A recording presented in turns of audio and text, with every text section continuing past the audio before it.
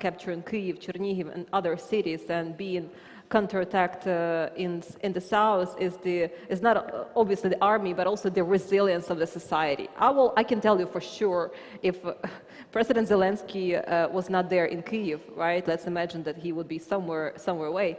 The society would still be organized in a minute. Ukrainians are incredible beehive that is able to get organized very quickly without the kind of central authority.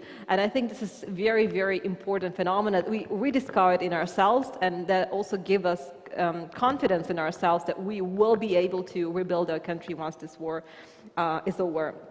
The other thing that I think will define our future and also defines our present is our different point of view on Europe. I can tell you for sure that after Maidan in 2014, I was present there as well, and after that I joined civil service immediately. We had such a great hope, and we looked like at an idol at the European Union, right? In this war, we are very, very much disillusioned with so many things. We as Ukrainians are really fed up of trying to prove something to someone that we deserve to be in Europe. We are fed up with vague definitions of, yes, you will be someday admitted to European Union or NATO, but we are really fed up with that. And I think this war has proven to us that we don't have to prove anything to anyone. We are free, independent, and we will be able, well, not without help, but also we'll be able to build our state ourselves. And in that regard, I think what's happening also is a huge rethinking of our neighbors, and first and foremost, Poland. A few years ago, and Michal won't let me lie on that, we were on the lowest of our relations with Poland. That was really, really bad. Those were the times of President Poroshenko. I'm not trying to tie it to him, it's just pointing the period. There was such a huge scandal about our history, our common view on the history, on culture, cemeteries. It was really, really low point of our relations. Right now, I think it has to be actually in textbooks somehow, someday in the future, how two countries that share really painful history together manage to kind of step over so many issues and move on. And the same thing I think is happening with Baltic states as well. To my really huge regret, the opposite is happening with Belarus. Despite the fact that Lukashenko has been in power for so many years, we always considered Belarus people as our friends. Right now, according to the recent polls, only 22% of Ukrainians think positively of Belarus people. And I understand why, because I know, I live now in Kyiv, and I oftentimes work in Chernihiv. It's a northern city bordering Belarus. I know that the air raid siren goes on. There is a huge chance that these planes fly from Belarus, and I have 3 minutes to go to shelter or to get out of the city. If I'm somewhere nearby, a huge shopping mall or something like that, and that comes from Belarus, and we cannot take it. For us, it's not. We cannot comprehend how Belarus people can take it like that, right? And the last thing, and I will stop there. Something that predefines our present and will definitely define our very nearest future is that for the first time in our history as Ukrainian nation, we actually having a chance to win since Russia occupied us in 1654. It's the first time for all the generations. So not a single Ukrainian is willing to make Zelensky to go for negotiations. Everyone is willing to go until the end, whatever the end is, and it will for sure be victory. But we are resolute to stand till the end of this fight, right? And there is no room for negotiations. Oh, thank you.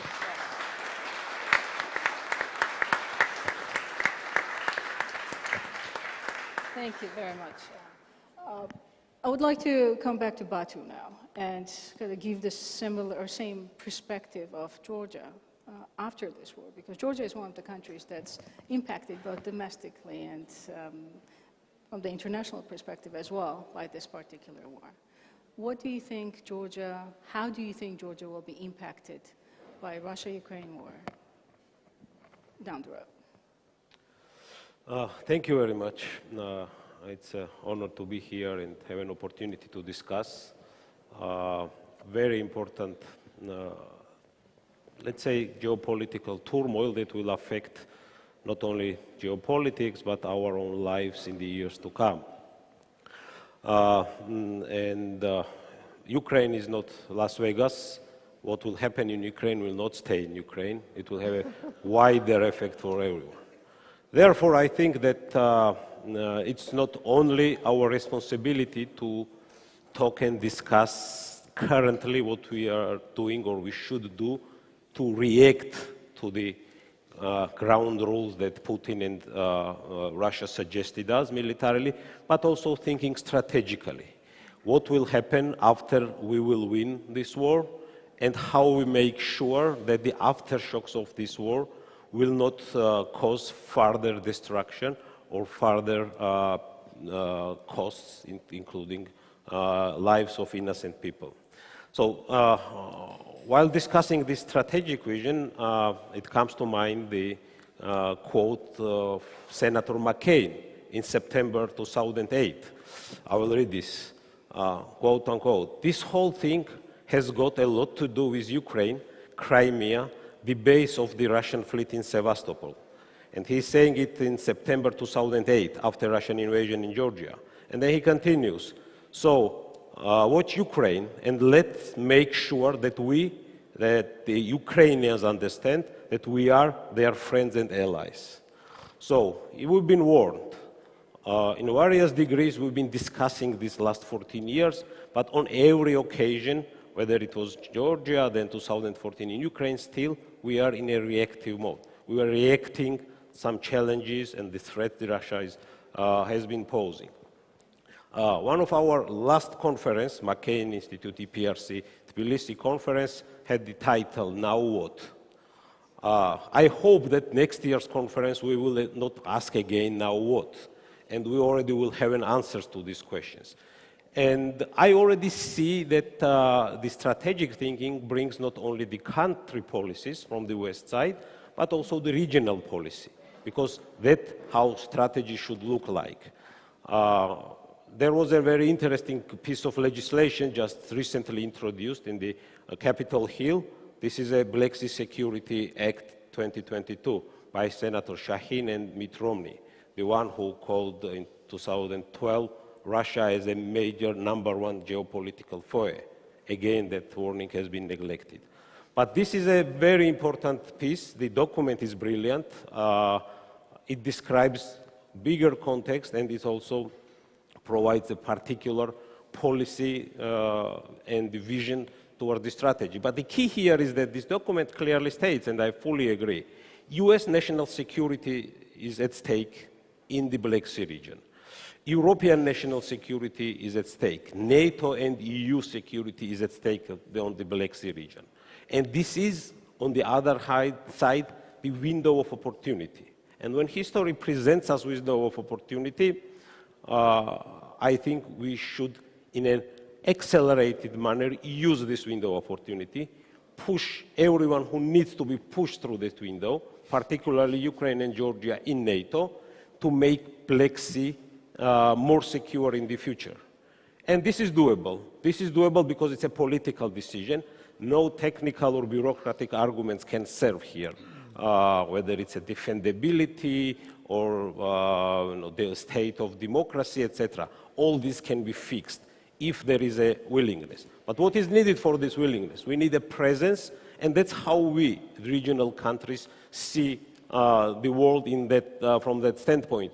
While this bill and the strategically thinking politicians advocating for more in-depth and long-term strategy towards our region. And there are four major things and pillars how we Georgians, and I'm sure Ukrainians, see we need. And this war clearly showed us the first and the key is defense. Defense capabilities. There are no matching Russian defense capabilities, Western technology, NATO standards of operating armed forces are superior to the Russian. And after this war, the key deterrence will be all the regional countries, democracies, be protected with rapidly accelerating defense capabilities. And with this, we will create on the Black Sea, and we should be thinking now, anti-access area denial on the Black Sea from our side. Now Russia tried to create, after Crimean annexation, AAAD. Now we should be doing this. The second Russian threat is not only military, it's hybrid. And for the hybrid warfare, of course, we need, again, the bigger regional context to be understood. Ukrainian war, once again, gave us a very good lesson that in the hybrid warfare, intelligence information has a very important and decisive factor.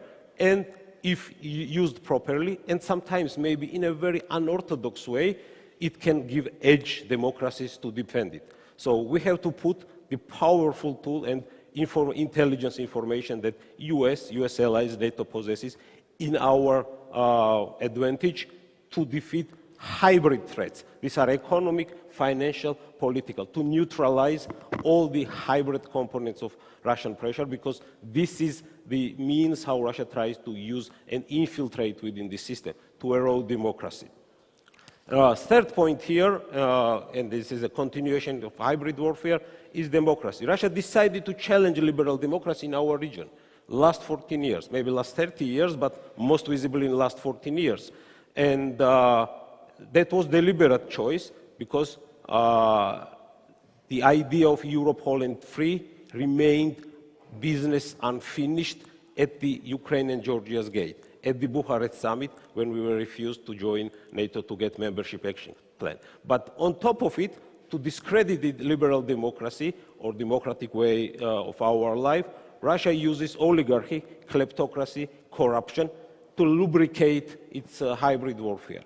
And our countries, regional countries, young, promising democracies, who sacrificed a lot for the idea of democracy and for freedom, we do not have enough resources internally to cope this type of unlimited resources of corruption and kleptocracy that Russia is already successfully importing in our region. And last but not least, the fourth pillar of necessary things, how we see, and if we zoom out, there has been a very important initiative recently voiced, and there are some good our friends who are leading these initiatives, 3Cs initiative.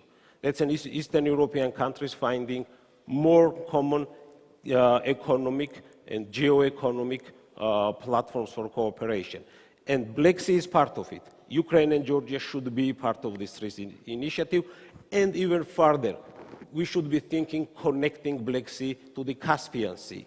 And it's not only about the energy, but it's also projecting power of democracy. So with all those four pillars, and there are particular components to it that I have in mind, we can discuss during Q&A, we can really start proactive steps ahead, and that is a winning strategy. Because it's not only the military victory in Ukraine, but ideological, moral superiority, and plus, of course, the political goals that is in our and in Western interest. But here also, and that's why I mentioned this Black Sea Security Act 2022 draft bill that has been introduced by Shaheen and Romney, US leadership is decisive. Whether we like it or not, but the gap that has been created because of the absence of the US policy in our region, as well as EU fatigue or reluctance, and this void has been filled by Russia. With US leadership, we can ferment proactive steps in that direction, finish the unfinished jobs. And these unfinished jobs are twofold. First, as I said, Europe whole and free and in peace, bringing Ukraine and Georgia as a Black Sea countries, and Moldova in NATO, in EU. But another unfinished job of last 30 years, post-Soviet and post-Cold War remnants that Putin built on his system, is dismantling, decolonizing Russia. Russia will not stay as it is now, or as we remember before February 24. And this is a very important task. Unless it is achieved, we might face reverent Russia in the future and causing other much graver problems, and it will be too costly for us, and maybe even it will be existential threat that will be impossible to defeat. So all these components and unfinished jobs are the key task, and that's how we see in the region. We are, Ukrainians are bravely sacrificing their lives. Georgians did the same. but to end this, we need a wider regional strategy. US and the West's national interests, national security interests are at stake on the Black Sea.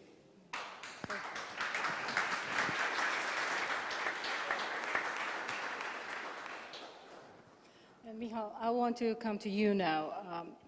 February 24th, as you said, Batu, we all woke up to it in a different world. It's never going to be the same again. The European security structures, architecture is not going to be the same, and Poland's probably not going to be the same, because we're seeing Poland taking that leadership role, regional leadership role that it did not have before, particularly with the refugees. Now Poland serves basically as the major hub for everything going into Ukraine, most things going into Ukraine, people going to Ukraine. So that must have changed Poland's sort of self-perception in the EU and in NATO as well. So from your perspective, how do you see Poland after this war? Does Poland's weight somehow change? Not that we should assign weights to countries, but how does Poland see its own role in the region after the war? Thank you. Yeah, and let me just say, it's wonderful to be back in Georgia with so many friends. And you're absolutely right that just like Europe is not going to be the same, the world is not going to be the same, Poland is not going to be the same. And as Anna pointed out, because of the geographic but also historical and people-to-people proximity, we feel the war very, very closely. This is really quite different than when I listen to, frankly, colleagues from Western Europe as well. So, with this, I would actually want to make a case, because we have, over the first part of the conference, we laid it at the West quite a bit. So let me start with making a case of a glass half full rather than glass half empty, with the full recognition that we need to add some water to this glass, not to mix metaphors too much. But looking from Poland, looking to Ukraine, looking to the northeastern flank of the alliance, first of all, when I woke up on February 24th and talked with my friends and colleagues, we expected the worst, also when it comes to Poland. So my first point on the glass half full is it could have been much, much worse. So we are in a better place, partially because of US leadership that was able to share enough information, build a coalition, partially because we were able to move relatively fast on the military support of the eastern flank, but of course, by far, and we owe them our lives, is to Ukrainian people. And that's something that we've been saying here, but that's something that is felt very, very strongly in Poland. As you said, Poland is this hub. About 80+% of the military aid goes through Poland. We received or came through Poland about 3.5 million Ukrainians, about 1.5 million Ukrainians, brothers and sisters, are still with us. And of course, you don't see any problems in a society because we embrace them very, very closely. But we are not doing them any favors. This is all happening because it's them who are making the ultimate sacrifice for our security. And that's the way of thinking that I think we really need to have in a broader West. So I'll finish with I want to mention one more point, but 4 sort of homework pieces for us to do. One other point on the glass half full is, of course, that the alliance, even though somewhat slowly, and I would look forward to hearing from Ben and Kurt, is waking up, and I'm talking about NATO. We are, of course, seeing the NATO enlargement. We have now here with us Ambassador of Sweden with us. I don't know if our Finnish colleague is here. We look forward to having you in the alliance very, very, very much. It will help us be stronger. It will help the Baltic states to be much more defendable.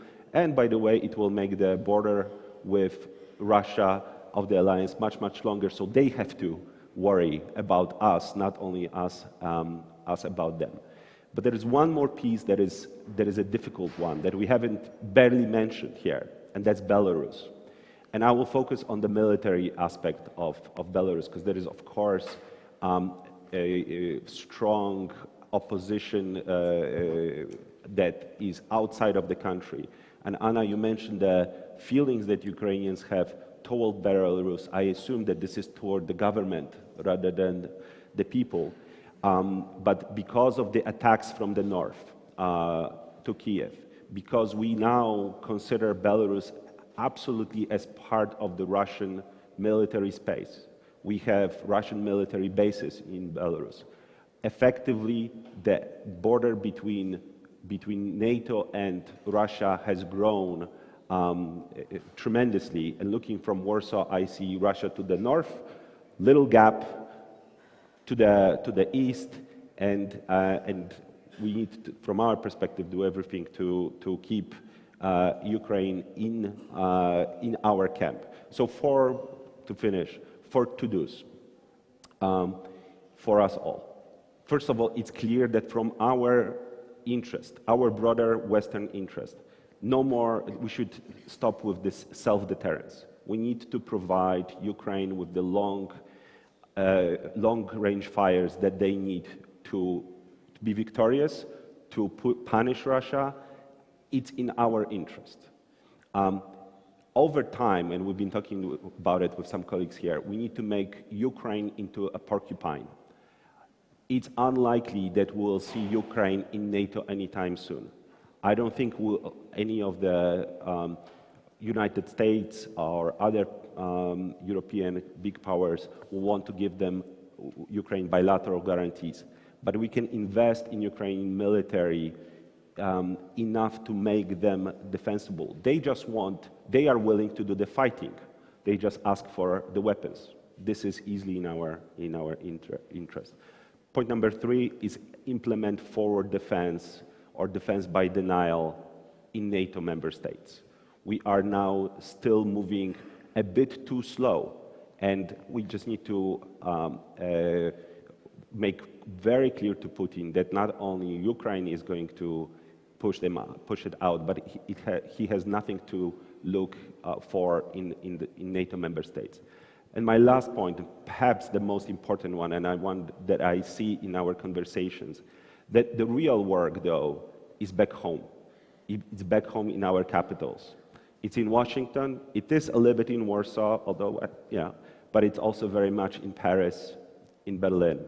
The understanding that we are all at war in this needs to spread. Ukrainians gave us time to prepare, but also gave us time to wake up. And it's up to people in this room to really do the job, not only in Tbilisi, but back in their capital. And let me stop. Thank you. Thank you very much.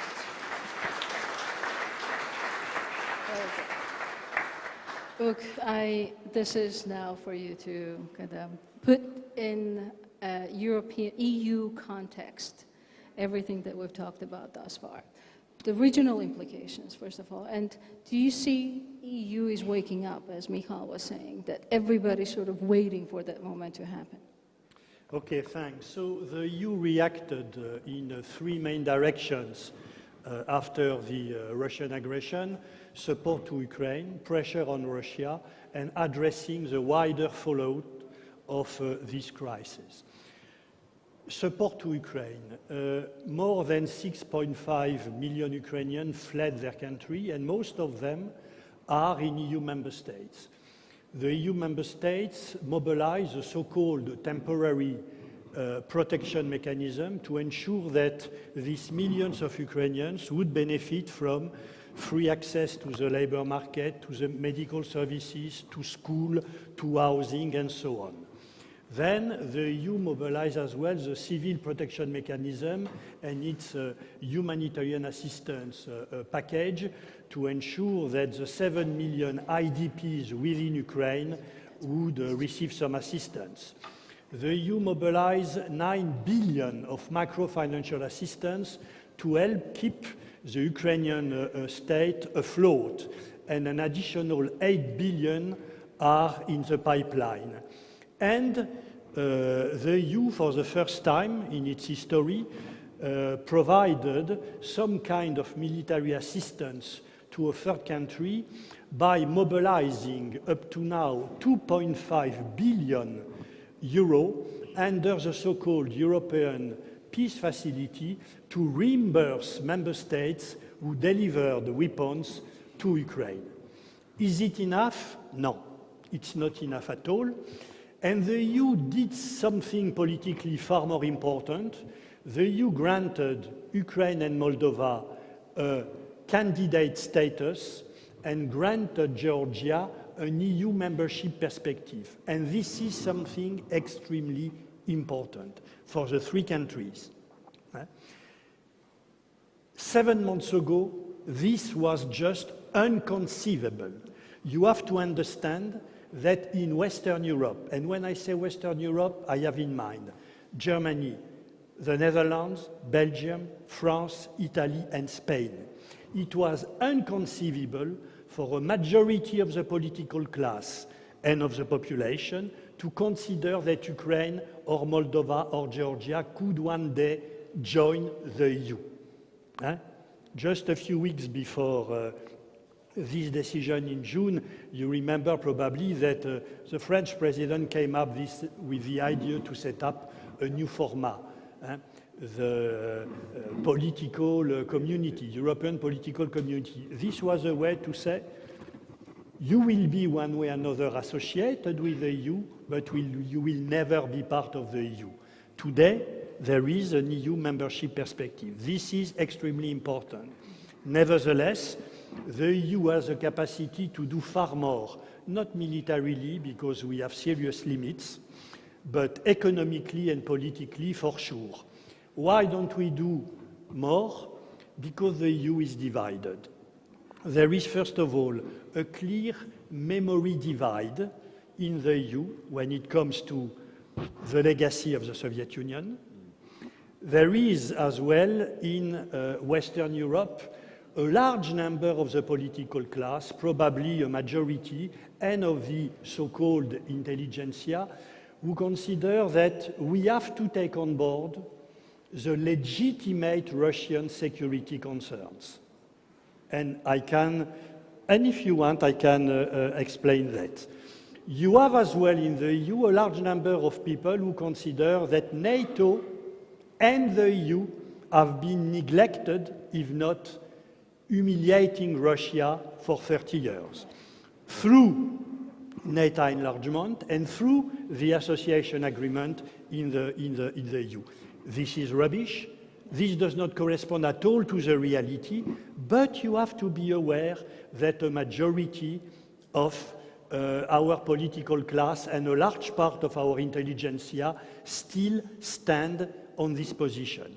And therefore, for all these reasons, the EU is not doing more. And we have some reason to be worried about the next few months, because it's not only about Hungary. Yeah, exactly. In 2 weeks' time, you have election in the third most important EU member state in Italy. And you will have probably a three-party coalition, two of which are close friends of the Putin regime.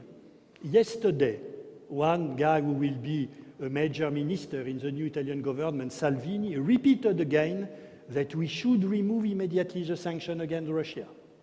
And you can be sure that Italy will not be the only country in which we will hear a lot of voices when inflation is rising, when energy pricing are soaring, that we should be more realistic and we should review the sanction regime. All this to say that the EU has reacted without any doubt, far beyond what we could have expected, because nobody seriously could have expected that the EU would grant Moldova and Ukraine an EU membership perspective.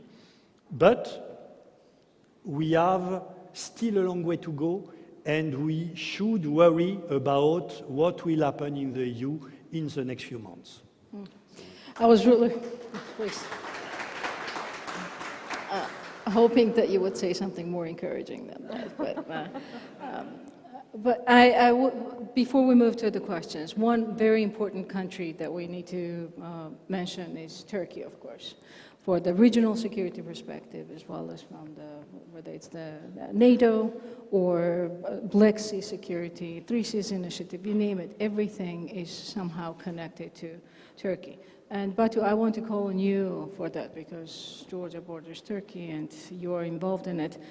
Where do you see Turkey in all this? And Turkey has been a very difficult partner in some cases, great partner for Ukraine at the moment, but with the US and NATO and the EU, it's been complicated at times. So how do you see Turkey and Turkish role, especially in the Black Sea security environment? Yes, Turkey is a very important country. Turkey is playing and will play in the future, I'm pretty sure, strategic role for the Black Sea security, decisive role.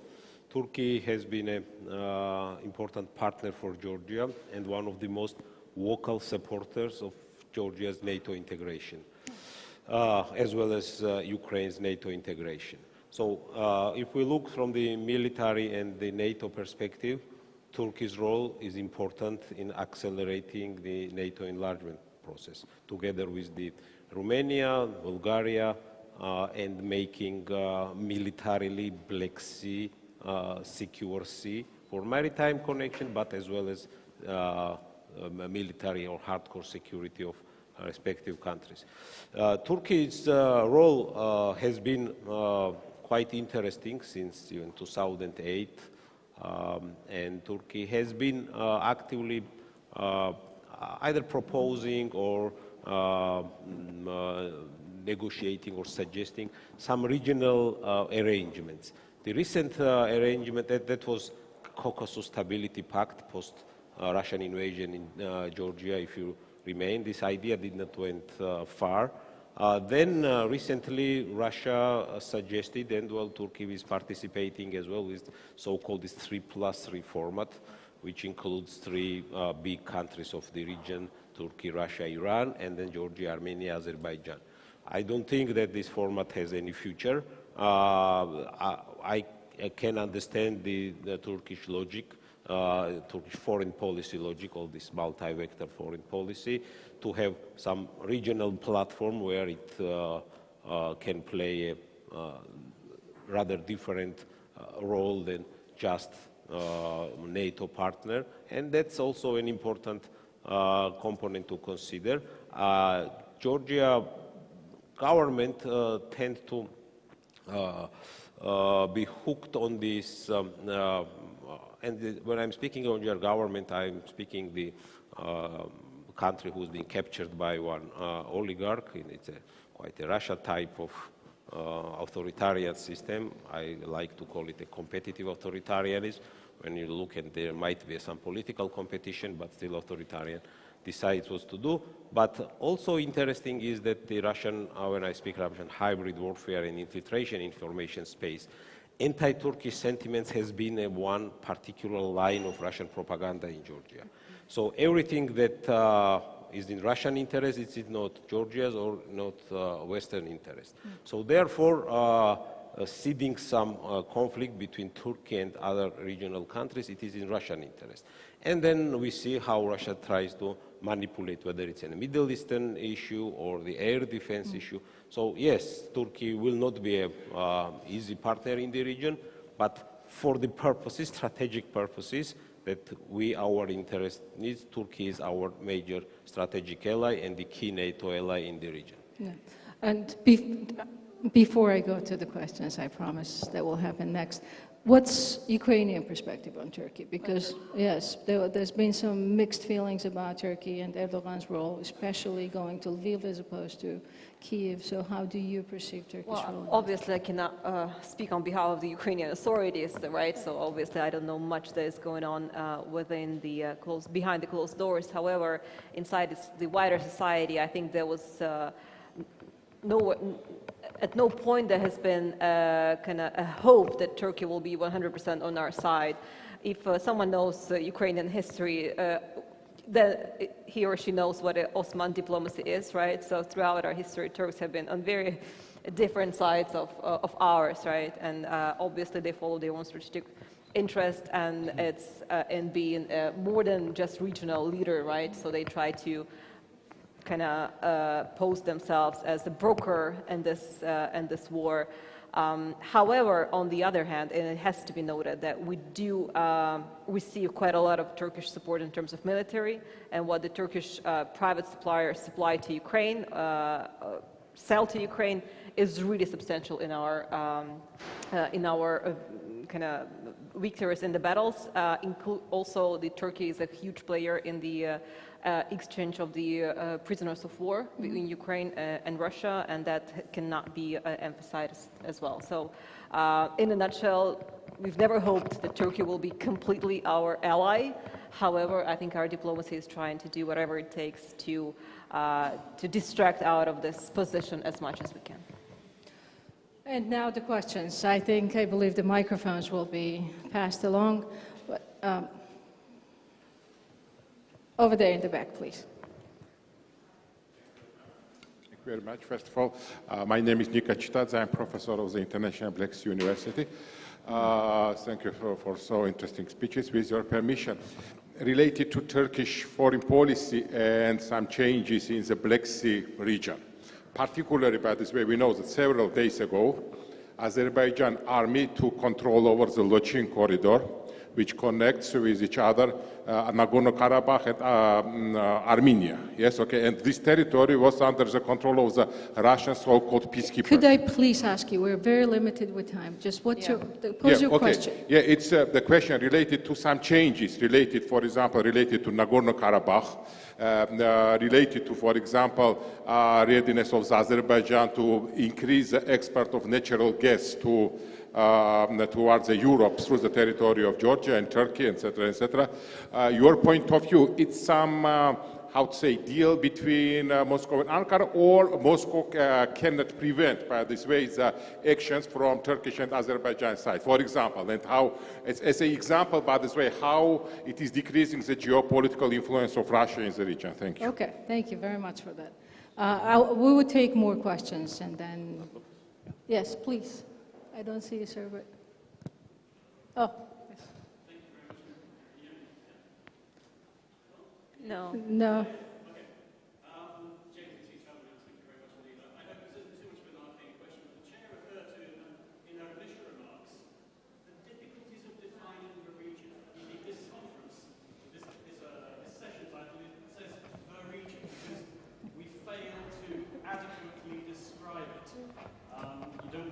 Soviet Union anymore. That was over 30 years ago, and there's no other suitable moniker. Now, I wonder if the problem with this is that it means that we don't pay enough attention, because we cannot find a name to describe anywhere from Tajikistan to Moldova, and as a result of which it leads to this almost Russia-first mentality, because we fail to give it a proper description and a proper title. I don't know if there's an answer to this question, but I mean, how do we name the region? And because I feel that it would help, I hope it's not an arcane question, I feel it would help in devoting more attention to the region, which it so badly needs. Yes. Well, thank you very much. Let's take these two questions. Please, if you would address the Turkish question, and then... I can say a word on the last question.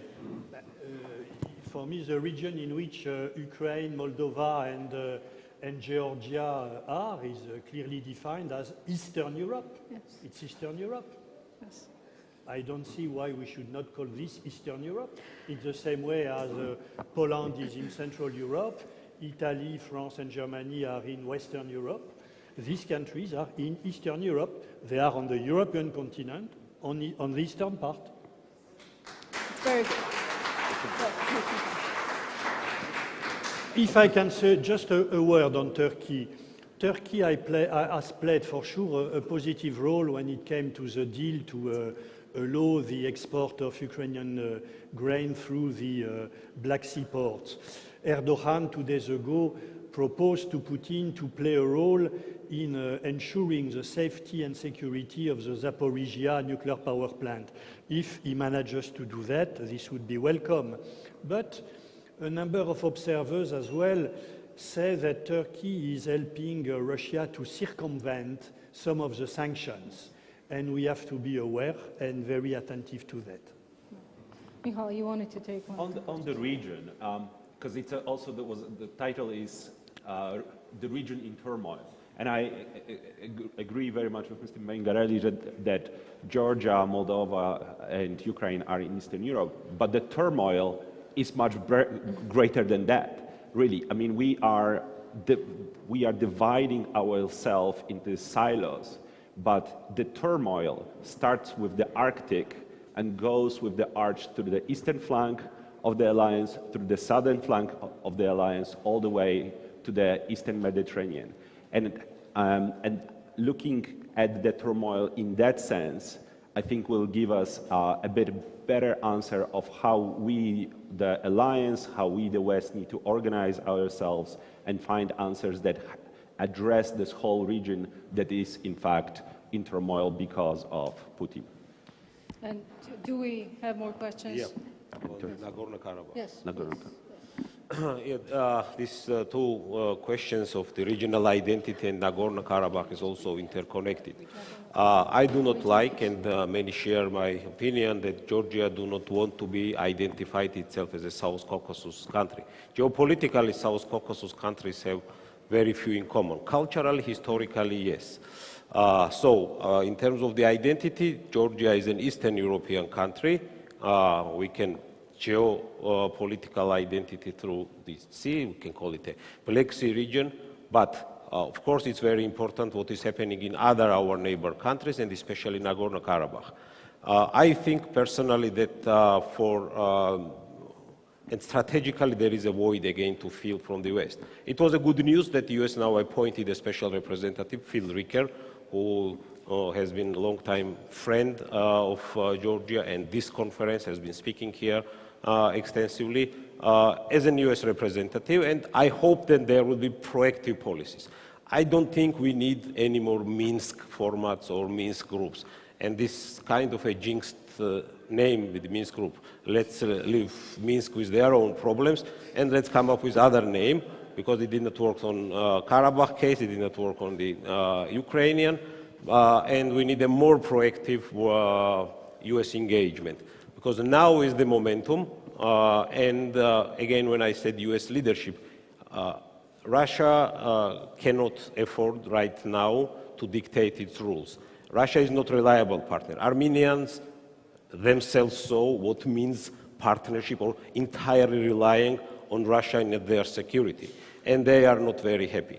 For the Armenian state, I personally think best thing could have happened is losing those 7 occupied territories, which were part of Azerbaijan internationally recognized borders. But this opens up opportunity window. Whether this will be long or it will be closing soon, it again depends on the proactive steps from our side. Yes, you have mentioned that there is a Russian peacekeeping presence there, but Ukraine, war against Ukraine really changed the equation. So for the West, and the United States as a leader of the free world, yes, it should have a 360 policy, and Russia should not have a safe place to meddle through or create some disruptive processes anywhere, including the Nagorno-Karabakh. And at some point, then maybe South Caucasus will become a geopolitically with one identity. But right now, yes, Georgia has a different agenda, but this Nagorno-Karabakh conflict gives us a small but still historical window of opportunity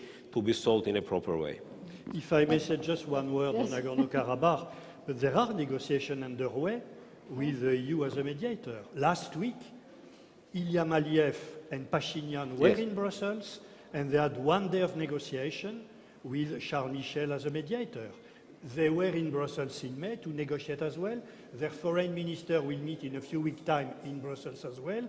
So there is an ongoing negotiation at top level between Azerbaijan and Armenia under the EU leadership. So there is currently, there are negotiations. Yeah. Anna, Yeah, just the to- identity issue, Ukraine is Not yet, the more like regional, the name of the regional region. So like two definition, yes. remarks. So first of all, if I might disagree slightly with you, Ambassador, is that to us as Ukrainians, a little bit uneasy when someone proposes us kind of very concrete stalemate labels, right? Because just a few decades ago, Poland and Czech Republic have not been labeled as Central Europe, right? They've been Eastern Europe. And maybe for us, the aim should be that part of Russia that will be decolonized will be Eastern Europe, and Ukraine will be Central, right? So I just, propose to look at it very more creatively. And second thing, what I do think I do hope that we will avoid is another dead Eastern Partnership. And I'm just waiting until someone from the European Union will actually admit that it failed. And we have to actually kind of dissolve it. Because you cannot put Armenia, Ukraine, and Moldova into one basket and pretend that it all is fine. Yeah. To summarize, I think, unless we have any questions, to summarize in literally 1 minute each, where do you see region, South Caucasus, Batu, post this war? And then I will ask you about Poland and Eastern Europe, Ukraine, and the EU, please. Well, again, I don't like region labeled as the South Caucasus, but I see Europe whole and free and in peace. That includes Ukraine, Georgia, and Moldova, part of the EU and NATO. And I think it's doable. Even Michal said that NATO membership of Ukraine is not relevant in foreseeable future. I think nothing is impossible right now because it's an extraordinary times.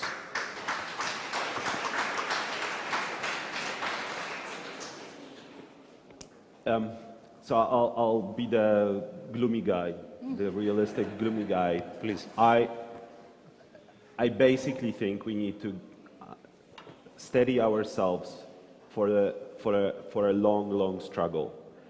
The victory will come, but we cannot kid to ourselves and to our populations that this will be an easy war to win, because I think we are just at the perhaps end of the beginning. I hope I'm wrong, but I actually I actually see Poland, because you asked about Poland, the Baltic region, and very much with Ukraine, living on the new Iron Curtain, where we have really bad guys on the other side. And yes, eventually they will fail. I'm just not sure how old my kids are going to be when that happens. Sorry. That was gloomy. Anna. Yeah. Well, to Ukrainians, it's very clear, and it's all the polls in Ukraine show that, like in 1991, the predominant majority of Ukrainians supported independence. Now it's the same about European integration, a little bit less about NATO integration, but we are getting there. So to us, there is not a question where we should be, and I do believe that together with Georgia and Moldova, we will be pretty much like Baltic states at their times, having a very healthy competition on who is doing better, who is doing faster in terms of integrating into the EU. And I do believe that we will be in this kind of new, wider partnership with Poland, Czech Republic, no hopes for Hungary so far, with Slovakia, with Baltic states, who will also make the older, more Western European Union less sleepy with regard to challenges that are ahead. And now give us something very hopeful about the EU. future of Ukrainian, Moldovan and Georgian people lie in the European Union, and the Putin regime will not prevent this from happening.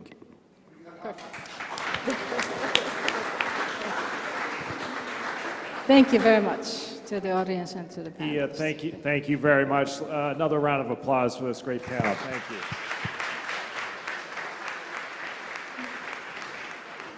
We are going to start.